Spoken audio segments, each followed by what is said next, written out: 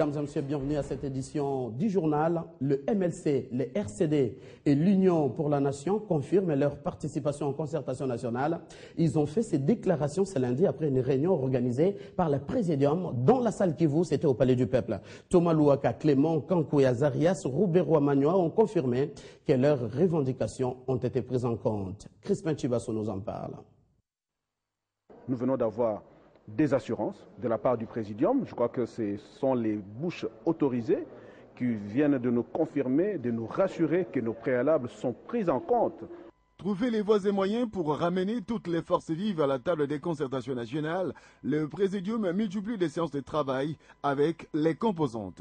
Ce lundi, le MLC est représenté par son secrétaire général Thomas Louaka, l'Union pour la Nation est représentée par Clément Kankou et le RCD avec son président Azarias Roubero ont affirmé leur volonté de participer aux assises des concertations nationales. Cette décision a été prise suite aux avancées significatives réalisées en rapport avec leur cahier des charges. Le Présidium vient de répondre à ces préoccupations en disant, par exemple, que le comité préparatoire est accepté, ce que nous avons demandé est accepté. Deuxième chose, le nombre de participants, nous allons évaluer ensemble dans le comité préparatoire.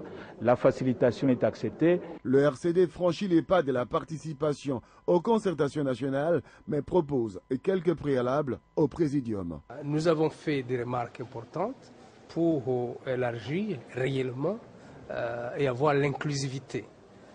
Ils ont promis d'en tenir compte. Par exemple, nous avons les femmes qui doivent être suffisamment représentées. Il y a des lois qui renvoient à 30%. Par exemple, les groupes armés. Comment voulez-vous parler de la paix et de la réconciliation lorsque l'ordonnance du président n'a pas évoqué la participation des groupes armés? Conscient de l'enjeu, le Présidium n'exclut aucune piste pour la réussite des assises des concertations nationales voulues par le chef de l'État Joseph Kabila Kabange. Et à quelques jours de la tenue de ces forums, il faut dire que la polémique règne encore entre politique et population sur les concepts de concertation et ses objectifs. Ces assises aboutiront-elles à un gouvernement d'union nationale, comme l'a souligné le coprésident du présidium de ces assises, Léon Kengo Adondo, Blaise Manzanza, Grace Moutonkole. Le mot concertation Concertation comme du mot concertation, ça... Concertation nationale. Le concept continue d'alimenter le débat au sein de la population et de la classe politique congolaise, alors que cette semaine, elles doivent s'ouvrir. Que signifie le mot concertation pour le Congolais moyen? Le mot concertation, c'est l'interpellation de nous, peuple congolais. Lorsqu'on dit concertation, ça veut dire que Totunana, Toyeba, Likambusongolo. C'est parler, discuter ensemble et tout ça pour essayer de trouver une solution quelconque, un compromis. Et quand on y ajoute le mot national, ça se complique davantage. C'est un peu compliqué, c'est-à-dire là on utilise des mots pour aller juste dire des mots, quoi, en sachant très bien que la moitié des gens vont rien comprendre. Les consultations nationales, c'est pour appuyer la population. Il y a déjà une entente à un certain niveau. Mais maintenant, les gens se concertent pour regarder dans la même direction. Loin de là, une polémique vient d'être soulevée dans la classe politique par Léon Kengo Adondo, coprésident avec Aubin Minakou du présidium de ce forum. Selon lui, ces assises initiées par le chef de l'État devraient aboutir à un gouvernement d'union nationale. Kengo est-il resté dans l'idée du chef de l'État? Quand l'opposition emboîte le pas de la majorité, elle non plus n'approuve la démarche de Kengo. Comment voulez-vous, les concertations n'ont pas encore démarré?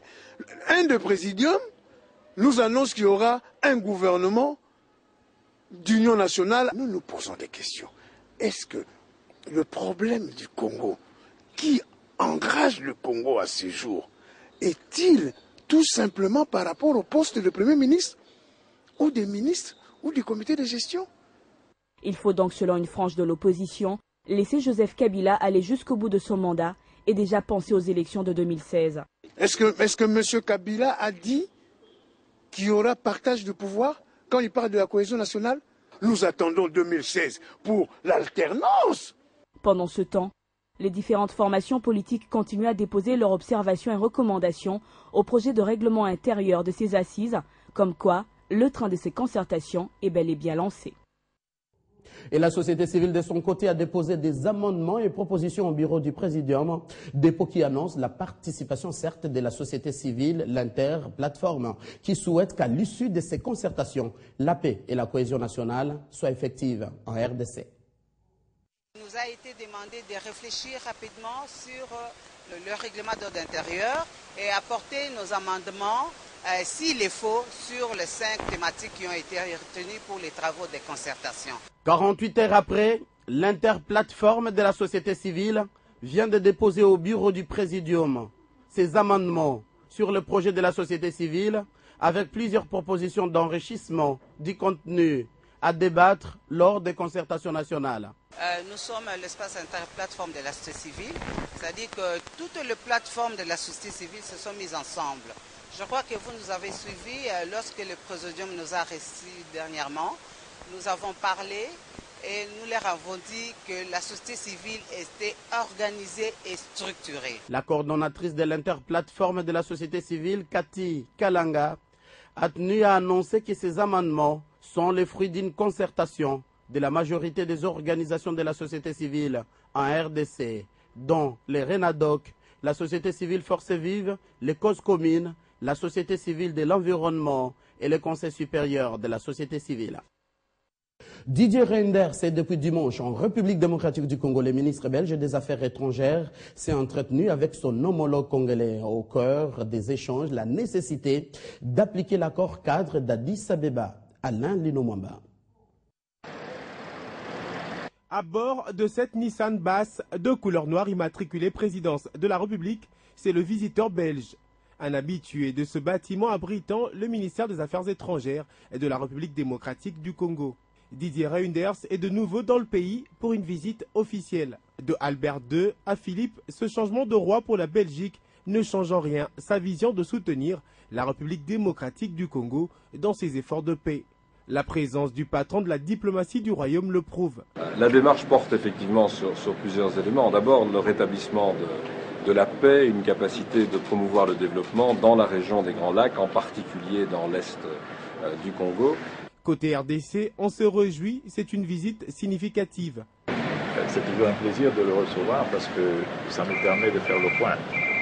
Mais outre l'accord d'Addis Abeba, les concertations nationales et le développement économique sont parmi des points inscrits dans l'agenda de Didier Reynders. Nous avons parlé de la concertation nationale qui va démarrer. Les responsables des deux chambres sont en charge du processus et c'est un élément important dans les prochaines semaines de pouvoir montrer clairement que ce processus est en cours et que l'on peut aborder l'ensemble des sujets dans un véritable dialogue national. D'après des sources proches de Didier Reynders, l'agenda du ministre belge ne prévoit pas une rencontre avec le président Joseph Kabila. Mais dans les couloirs de l'ambassade de Belgique à Kinshasa, il se raconte qu'une rencontre entre les deux personnalités n'est pas exclue. Le ministre belge devrait toutefois rencontrer le nouveau chef de la MONUSCO, Martin Klober, et le président de la Commission électorale nationale indépendante, l'abbé Apollinaire Malou Malou. Et juste après, Didier Reynders a procédé au lancement des travaux de construction de la nouvelle chancellerie belge. Le coût global des constructions, qui devra durer 3 ans, est évalué à près de 10 millions d'euros sur financement propre du gouvernement belge. La cérémonie de lancement des travaux a connu la participation de membres du gouvernement congolais, dont le Premier ministre Matata Ponyo. Suivez. C'est ici, sur le boulevard du 30 juin, où sera érigée dans les jours à venir la nouvelle ambassade du Royaume de Belgique à Kinshasa. Nourri depuis 30 ans, ce projet est symbolisé par la pose d'un arbre pour doter les ressortissants belges d'une ambassade digne de ce nom. Mais je crois que nous voulons vraiment symboliser la confiance que la Belgique accorde aux efforts qui sont réalisés pour réformer le Congo, pour le faire se développer. Alors c'est un investissement important évidemment pour nous, mais sur le boulevard du 30 juin, on pouvait difficilement être mieux situé. J'espère que d'autres vont suivre. On me dit que d'autres pays sont en train d'envisager aussi la construction de nouvelles chancelleries.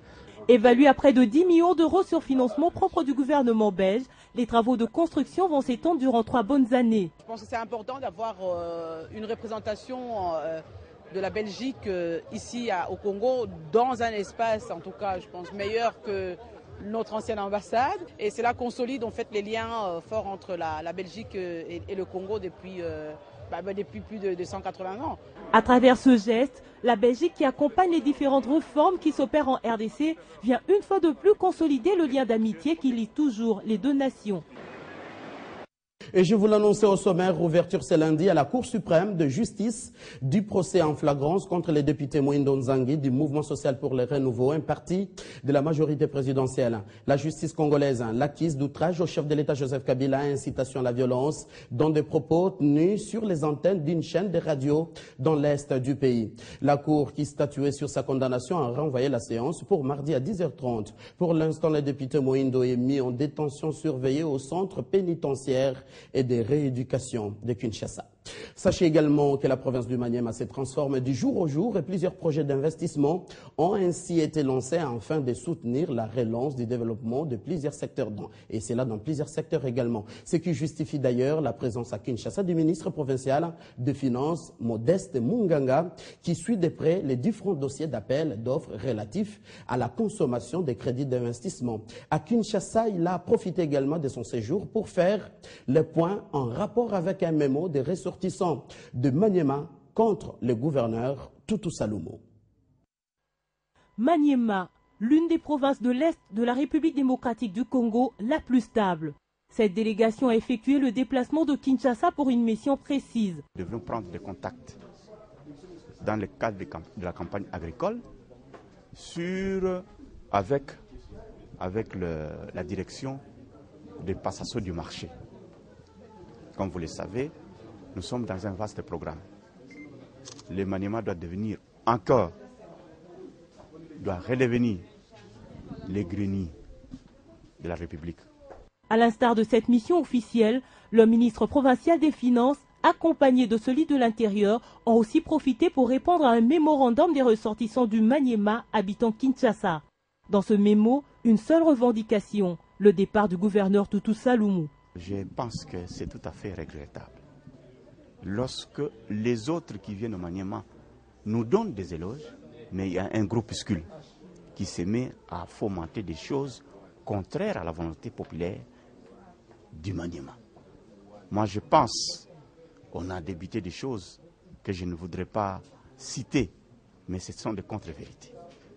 Il était aussi repris dans ce mémo que le gouverneur de province entretiendrait une milice. Présent à cet échange avec les médias, le ministre provincial de l'Intérieur répond.